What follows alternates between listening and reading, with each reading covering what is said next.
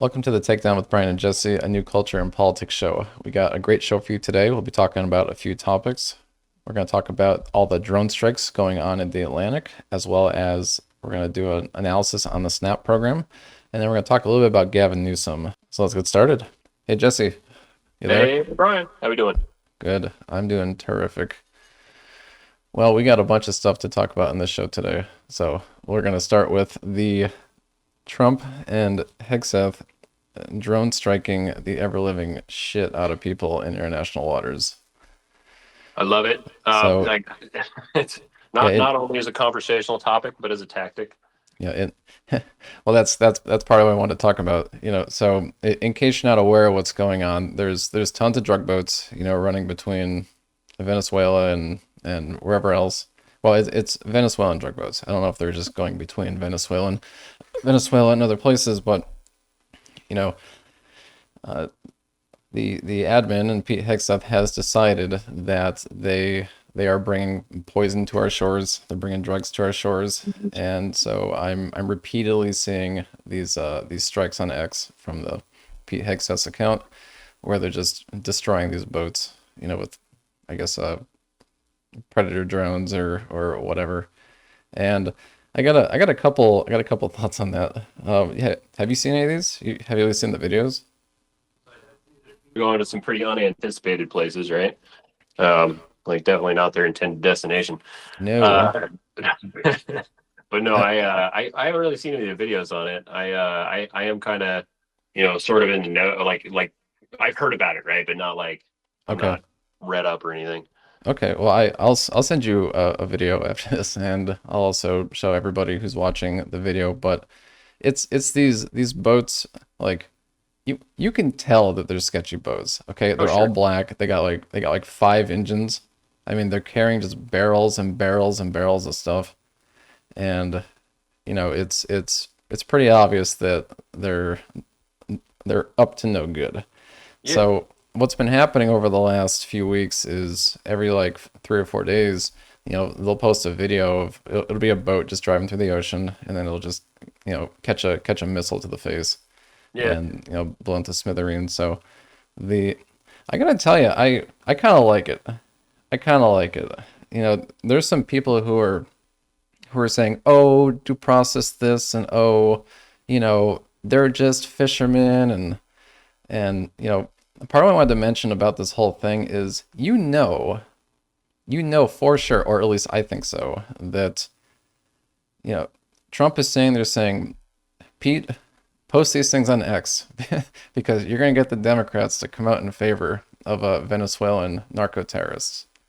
Right. Yeah. And I mean, yeah. No, it's exactly that. It's like you know, I, I'm sure this is not the appropriate use of the term, but I mean, it's pirates, right? Like it's water crime, right? So to sympathize with that subset of people is kind of bizarre, and to posit that we're like striking fishing vessels as though perhaps no intelligence gathering is going on seems fairly outlandish. So I agree. I think I'm just generally in the pro, shoot missiles at terrorist camp.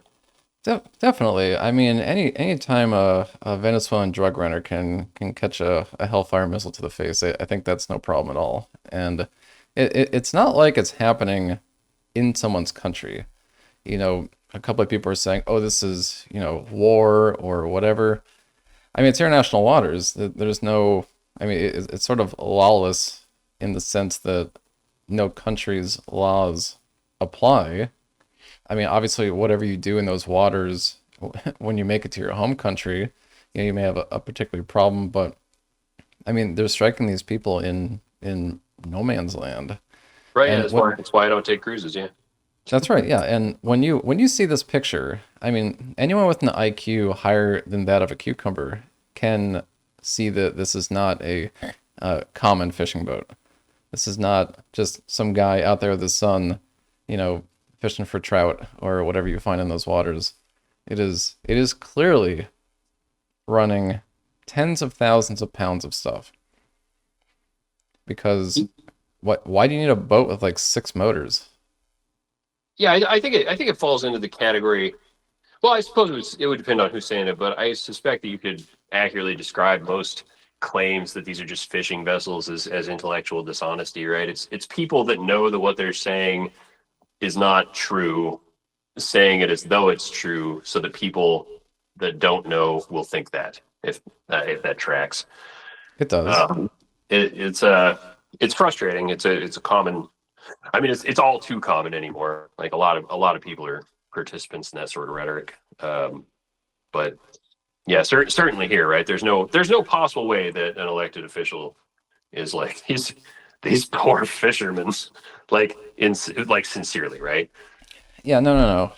I mean, it's anything to try to get a political edge up, and they've even said as much that they're doing the research ahead of time. The idea that they're not, you know, collecting intel at the port of origin, before drone striking these guys is obviously not true. That's Right. not how they operate.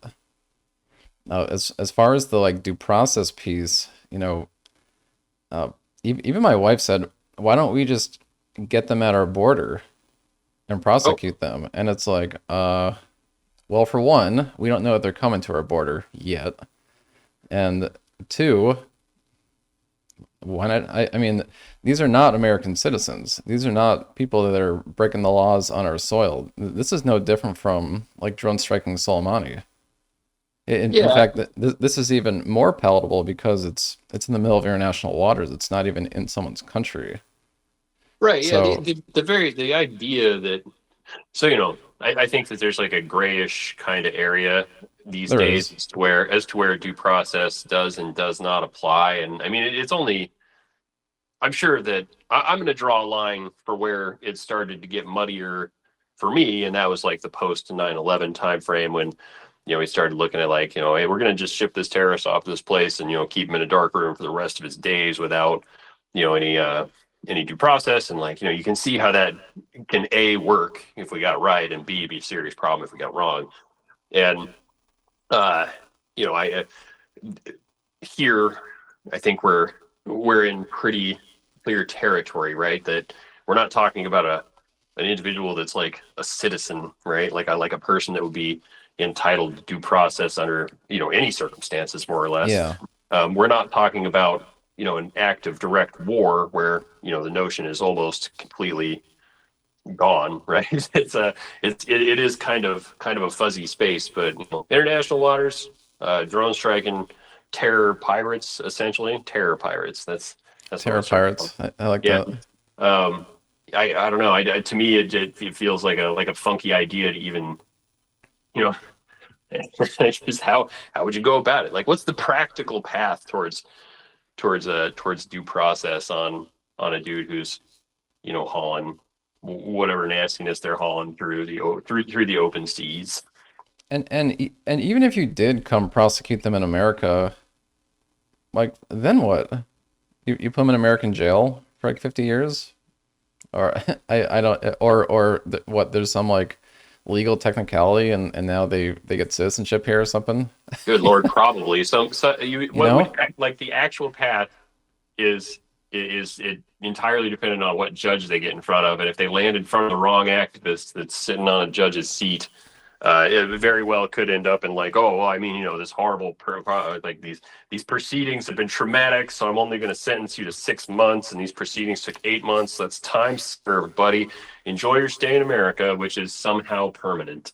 Yeah, it's absolutely insane. I think the one like segue from this is I wonder where this kind of action ends. This drone striking, because I have a feeling, that we're not too far off from seeing cartel vehicles in Mexico drone striked, and that's a similar parallel. Obviously, it has a, a key difference in that we're striking them on someone's country, foreign country, and I just wonder what that's going to look like, because it has to be coming.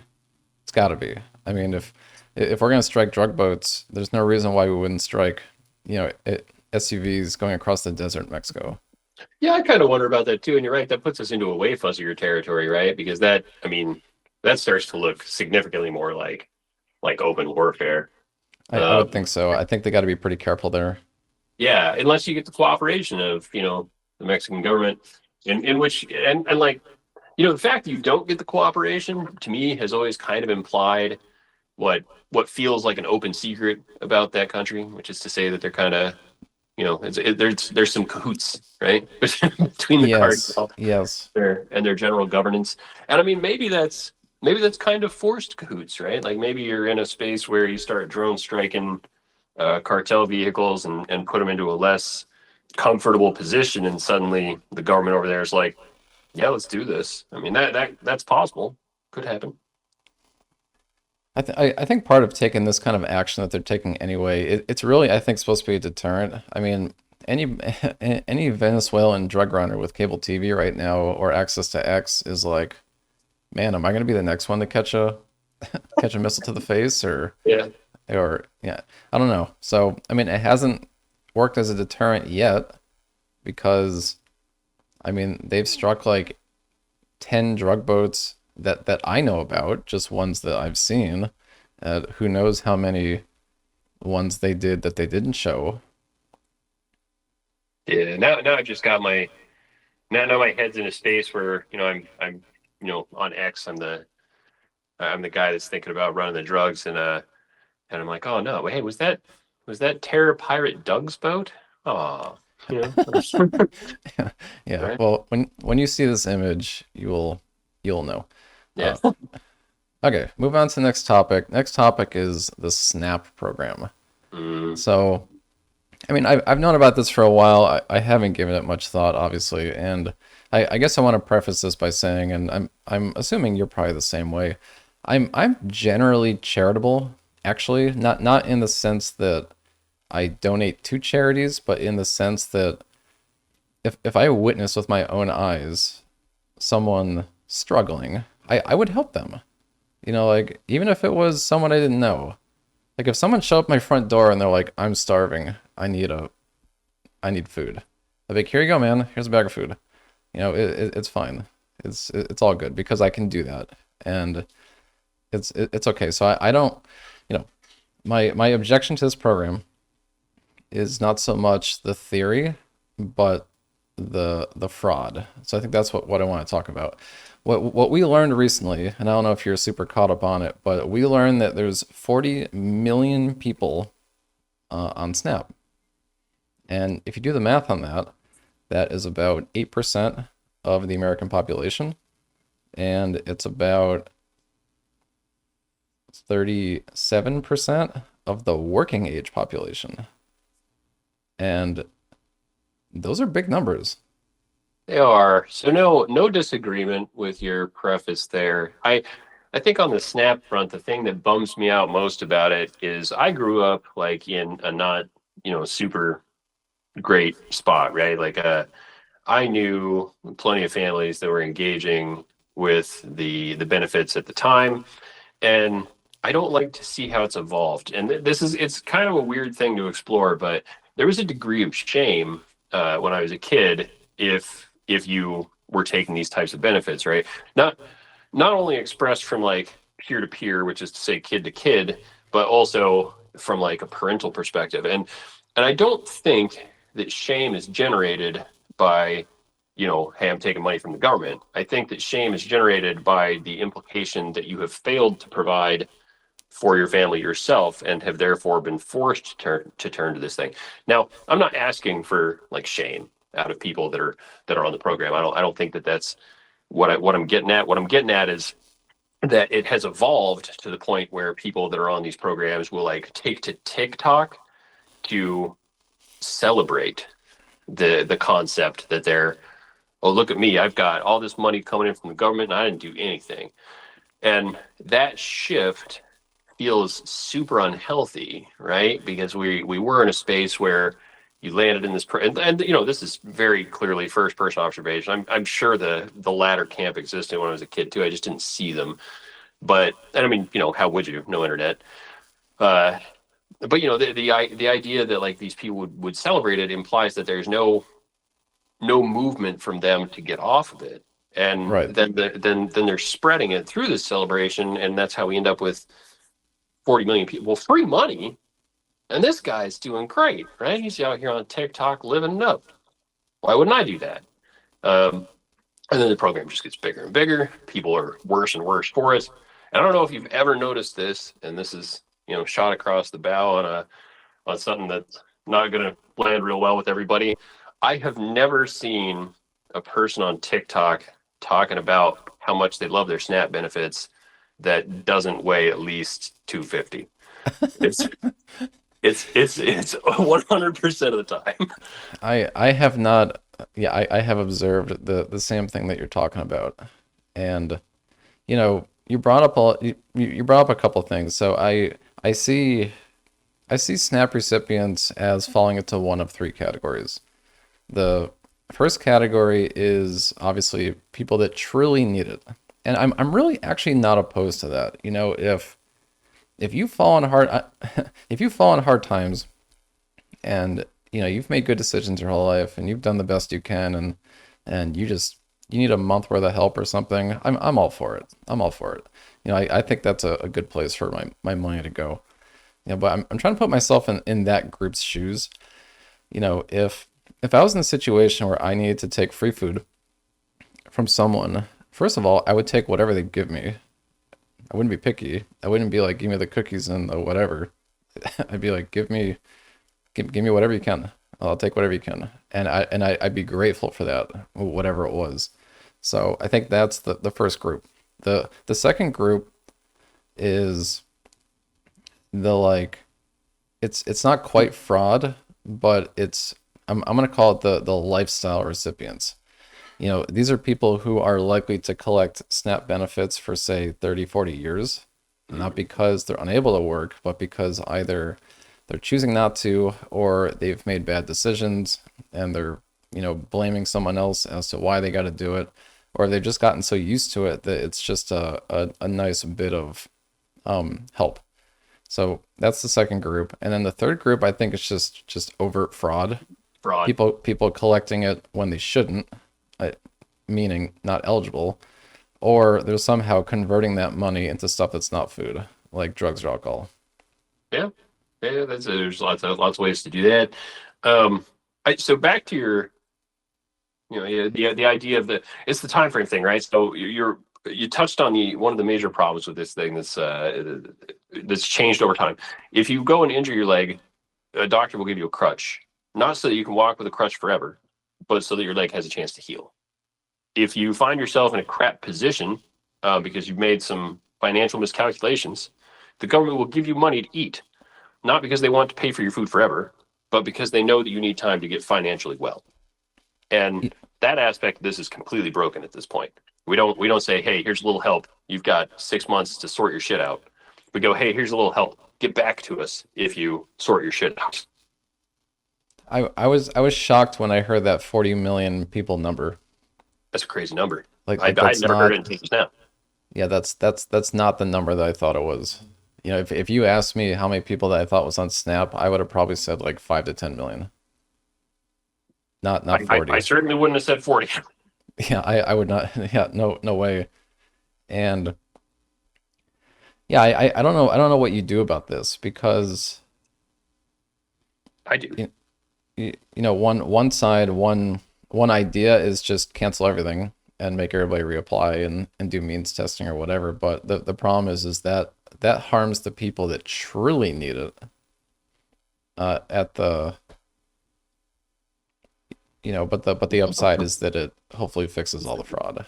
Yeah, I And don't so know. I Yeah. don't I don't know what they do here. All I know is every single time I see a video on X of some person on TikTok who's like, where my benefits at? And they got the nice hair, they got the Under Armour sweatshirt, they got the makeup and the brand new, full sleeve tattoos, and they got the iPhone and they got the flat screen TV, and I don't have it in me to see another one of these videos and be like, oh yeah, Snap's totally fine. No, and This person definitely deserves, $2,000 a month in free food. another one of those spaces that needs serious evaluation, right? We live in we used to have a very definitive concept as to necessity versus nicety, right? Necessities were things like food and water. niceties were things like TV and air conditioning, right?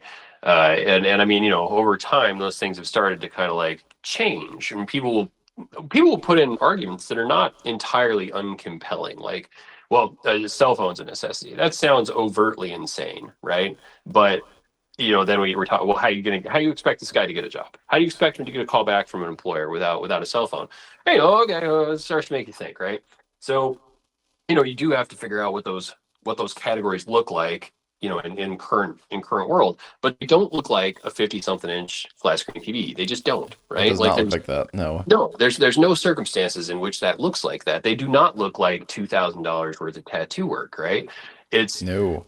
right. Yeah. So I mean, if when you are seeing some of these TikTok guys, like the character you're describing here, who's standing out in front is like his leased supercar, like just bullshitting about his SNAP benefits.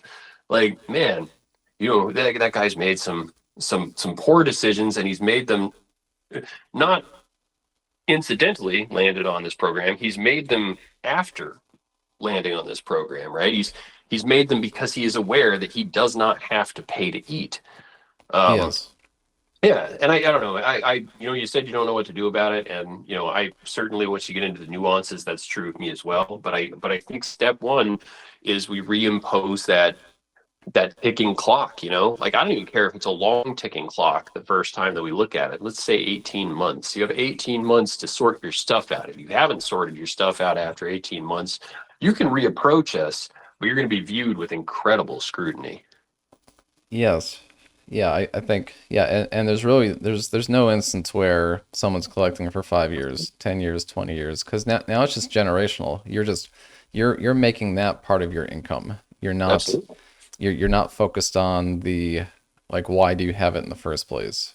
Like it's supposed to be a safety net, not a like a free bed full of money that you just sleep in every night.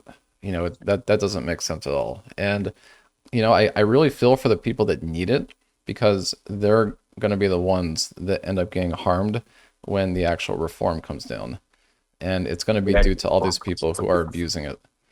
And Yes, I just think it's disgusting. I can't stand it. I And concur. it's insane. It's insane. Yeah. Well, I So thought there would be more levity to the snap conversation, but it's a morose topic, right? Like, there's just a lot of people who just think they're entitled to stuff for free.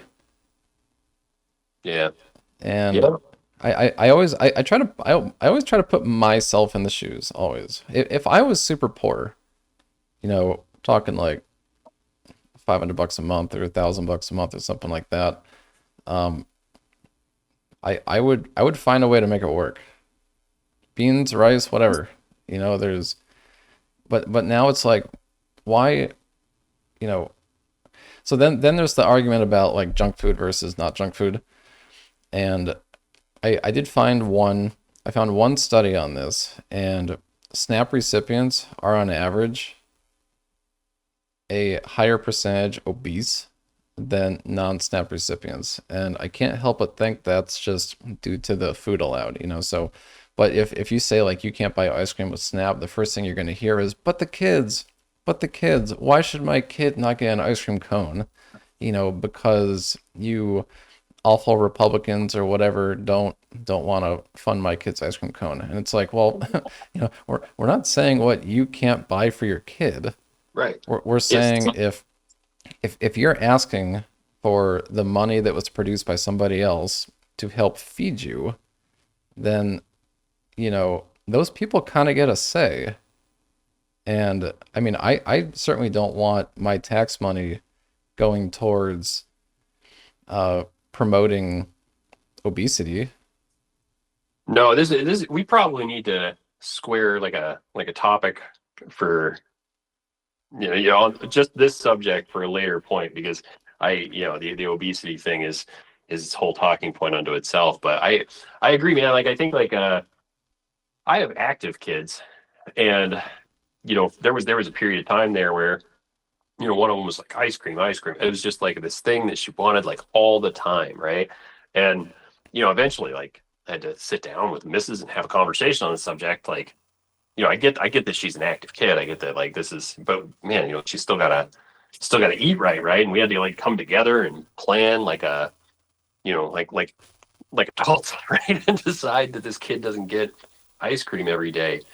Um, and nor should the kid getting the SNAP program get ice cream every day. And I don't know whether they do or not, but what I do know is that if you get ice cream no days, that's probably okay, right? Because once again, we're looking at that nicety versus necessity split, and ice cream is a nicety. It's like, shoot, man, if you get it like if you got it once a month, ice cream would be amazing, right? It would blow your mind. It'd be like back in the good old days where you got like, a couple bucks and you went and bought a candy, and it was like, man, this candy's incredible because it's not what you were eating all the freaking time. The the other consideration with the whole ice cream thing and junk food versus not junk food is if you're in a situation where you're a generational SNAP recipient, you know what you probably also are? A generational free healthcare recipient. And what is associated with obesity? It's health problems. So like SNAP is not only is SNAP wasting money on non-essential food items, it's also creating a situation where we're going to waste additional money on the free healthcare aspect. And that's double bad. I'd never really considered that, but it's absolutely got to be the case. I mean, you said you found the one study that suggested that there's a higher rate of obesity amongst the SNAP recipients, so that would it, it just makes reasonable sense. And then obviously, just from a looking at it sort of perspective, as referenced, when you find those celebrating about it on the internet, they don't tend to be, you know, bronze Adonises. They, Right. Yeah, yeah, I mean, what you see on the internet seems to track with that study anyway, absolutely, you know. absolutely. So anyway, they got I don't know, the administrators of the SNAP program got their work cut out for them because we found out during the government shutdown that it's a problem. Yeah. So On that note, last quick point before we press on. Did you? Am I correct that a federal judge somewhere was like, you got to keep paying this particular thing in regards to SNAP after the administration was kind of like toying with not doing that during the um shutdown? Did well, I say something about that? I I'm not sure. The only ask was they said you should use emergency funds to pay SNAP, and Trump admin said no. Yeah. And I mean, I agree. It's not an emergency, you know. And really, you got to remember that this is America after all. Like, if you need food, you can find it.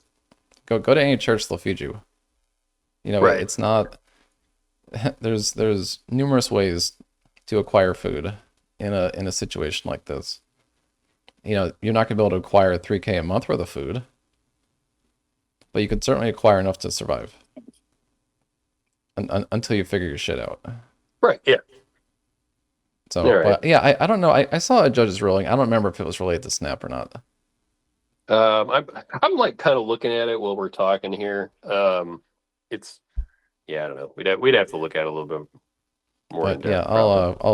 I'll run that down. If I find something, I'll put up on the screen All for right, cool. everyone. Sounds good. Okay, last topic. None other than Gavin Newsom. Oh, good old Gavin.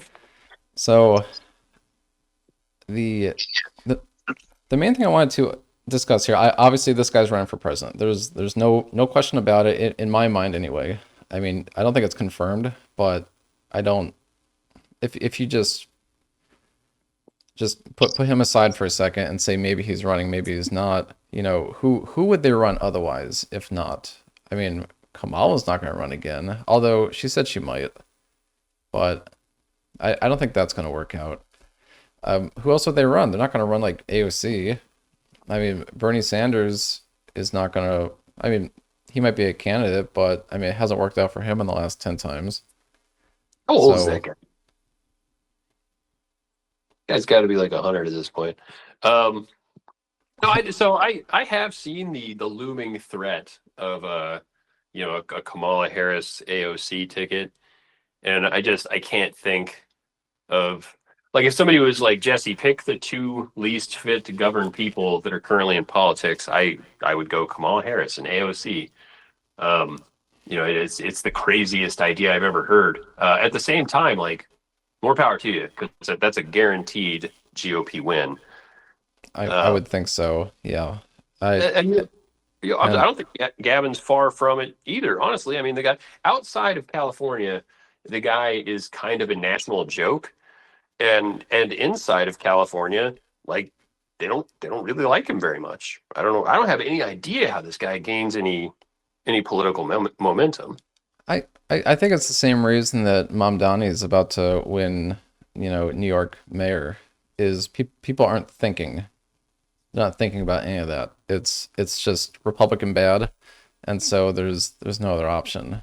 But as far as California, I don't know what he would even run on. So, if you watch his posts or whatever, when he's not trying to be like funny or edgy and failing gloriously at it, he's saying like, well, look at California, it's so great. But what exactly is great? He says, well, the economy. Okay. I mean, False. Yeah, the like, it like Silicon Valley plus all the stuff at the port, that's a lot of their economy. And that's right. nothing Gavin Newsom did. No, not at all. It's we've talked about this extensively, kind of offline. People will point to California and go, California is the X largest economy globally, right? And it's like super duper. Now, what is that an expression of? A state's economy is an expression, typically when you see these reports, is an expression of the national GDP, just kind of like compartmentalized. And that's a coast. It's an entire coast. Like, the place could quite literally be burning down. And it would still have a giant economy because we would still be running stuff out of that, out of the ports. It's just how it's going to work. And we talked about it a little bit with New York in terms of businesses. It's one of those places that businesses kind of centralized back when centralizing businesses was necessary. They've seen a huge bleed off on that front over the past few years. People have been like, "Man, I'm getting out of here. You're overtly hostile to us. I don't know why we were here in the first place." And I think we'll just see that continue. So yeah, great. You're getting you're getting credit that you shouldn't get for existing near water. Wonderful. There's also there's also a lot of people there. Yeah, keep that in mind. A lot of people. And but when I think of the California golden age and when California became great and all the stuff that made it the economy that is today, which it is a big economy for sure. There's no question about that. Or rather, there's a lot of economic activity, maybe is the more accurate way to describe it. But I think about the ports, I think about Silicon Valley. Yeah. And Silicon Valley is not a thing that occurred during the Gavin Newsom, term. No, certainly not. Much earlier than that. More like Reagan, or Jerry Brown or the Governor, for a while. Yeah. That's more around the time frame. I mean, people wanted to do business in California because it, well, first of all, it was good to do business there. It hasn't turned into this like regulatory nightmare like it is now, or this weird, taxing framework that they have there. That's something that's relatively new, relatively being defined as last like 20 years. Yeah, no, I think a weird kind of political phenomenon that I've noticed fairly recently is the notion people will go, oh, California is this like deep blue state. And it is right now, but they treat it as though that can't change. And I don't understand that. I mean, they elected Republicans as their governor, Hmm. fairly recently. They Yeah. went hard red in a couple presidential elections that happened within my lifetime. I'm dating myself there. Um, but it's in like when you look at it, 4 year chunks of time, right? Like, how many 4 year chunks of time do we have to go back before we see red? It's not that far. It's not It's that far. yeah, and you see it with New Jersey right now too. People are like, oh, deep blue New Jersey could swing red. Like, Like Chris Christie was running that place, not terribly long ago. Yeah, yeah, Yeah, and that guy was super Republican, at least at the time. Of course, he's yeah, anti-Trump guy now, but that's another matter. He's yeah, was definitely Republican through and through. right, right. Um, Like, no, no, you're absolutely right. This is not a state that's permanently blue. And even during the last election, I mean, California didn't go for Kamala Harris that hard. no, big red inroads during the Kamala Harris run. Very, very strange. I mean, if they don't watch out, they might even lose. But Someday, as far as the upcoming election, assuming he is running, which I think he is, yeah, I believe he's going to be running against JD Vance. yeah, Now, I do too. you know, JD Vance hasn't said if he's going to run, but obviously he will. He's going to come across he's going to come across as the the well-spoken, maybe less bombastic version of Donald Trump. Yep, And I think that's going to play very well with people. JD Vance is very popular. Like he's a memer. Like he's a guy who you would hang out with on the weekend. He's the guy who would help you move if you needed to, right. He feels or like a real human. yeah, exactly. And that's the complete opposite of Gavin Newsom.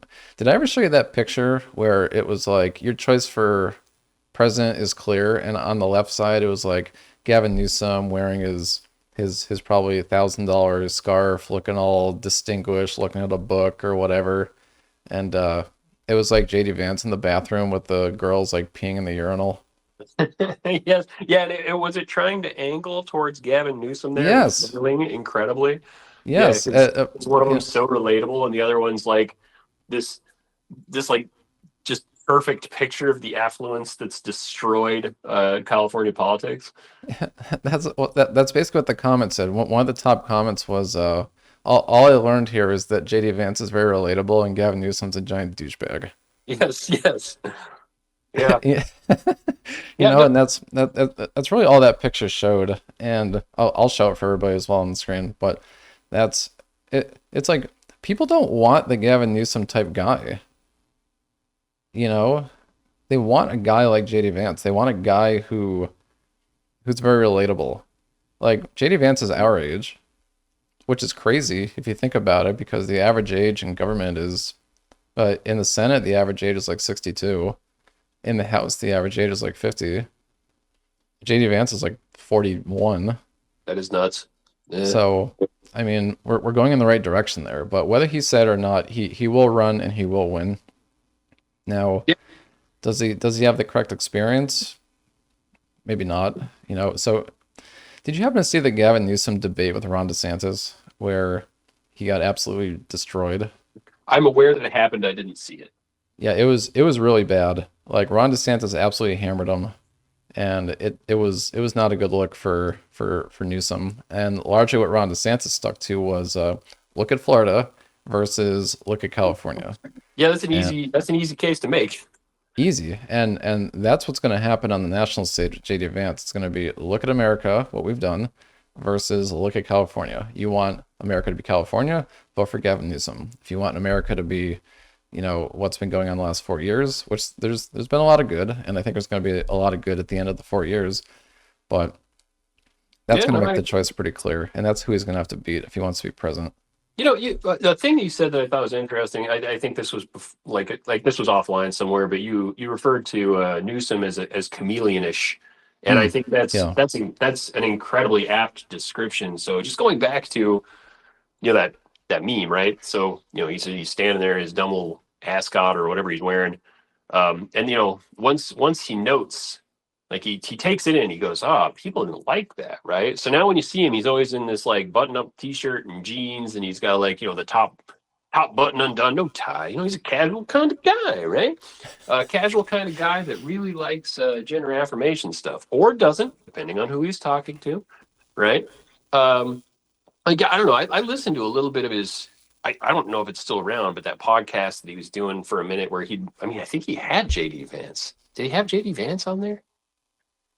He did I one with Charlie Kirk, Gavin Charlie. Newsom. Yep. No, you're right. Charlie Kirk. Yeah, he had Yeah. Charlie Kirk on there. Yeah, Um, and just a a point, just a single point there. Like good on him at least for yeah, going and talking with someone. He's at least good at that.